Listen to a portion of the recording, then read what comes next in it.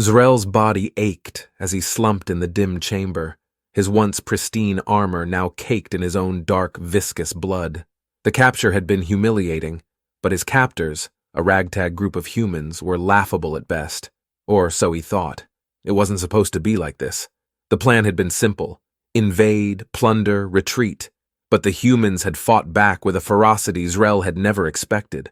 Now his forces were scattered, and he found himself bound to a cold metal chair in a human interrogation chamber.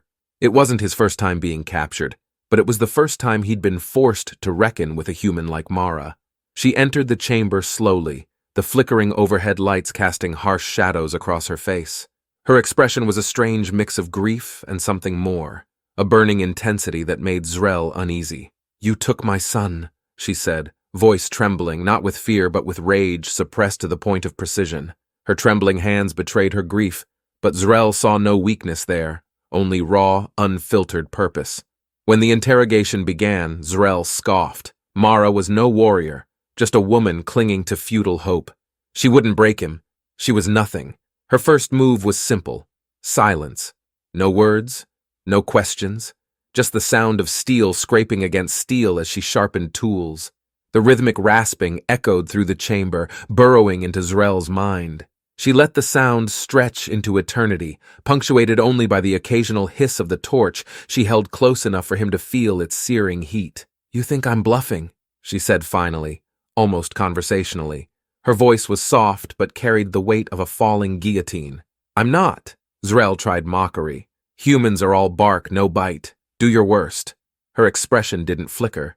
She raised the torch and pressed it against his arm. Zrel's scream tore through the room, his alien physiology ill-prepared for such primal agony.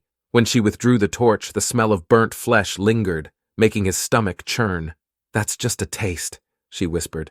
"Tell me where they're going." He spat on the floor. Mara sighed, the sound of a parent disappointed in a wayward child. Then she picked up a scalpel. "Fine," she said, her tone almost cheerful. "Let's get creative." Hours blurred into a grotesque symphony of torment. Mara alternated between icy detachment and fiery wrath. She sliced shallow cuts along Zrel's arms and legs, describing in excruciating detail how she'd escalate her methods. She dangled a blade near his eye, her hands steady as stone. "Ever wonder what your own screams sound like when you can't hear them? I could show you." When Zrel resisted, she shot him in the leg, the sharp crack of the weapon ringing in his ears. "This," she said, gesturing to the growing pool of his blood. "This is nothing compared to what's coming if you don't tell me where they're taking him." Despite himself, Zrel began to crumble. Her unpredictability unnerved him. One moment she was softly whispering threats. The next, she was smashing a chair against the wall in an explosion of rage. She never struck to kill, always to maim, to prolong the suffering. At one point she offered him a drink, her voice almost tender. When he leaned forward, parched and trembling, she poured it out onto the floor. The cruelty in her smile made his insides twist. Eventually, Zrel broke. He gasped out the location, barely able to speak through swollen lips. His voice was raw, his mind fractured. Mara stared at him for a long moment before nodding. "Thank you," she said simply. Then she left, the door slamming shut behind her.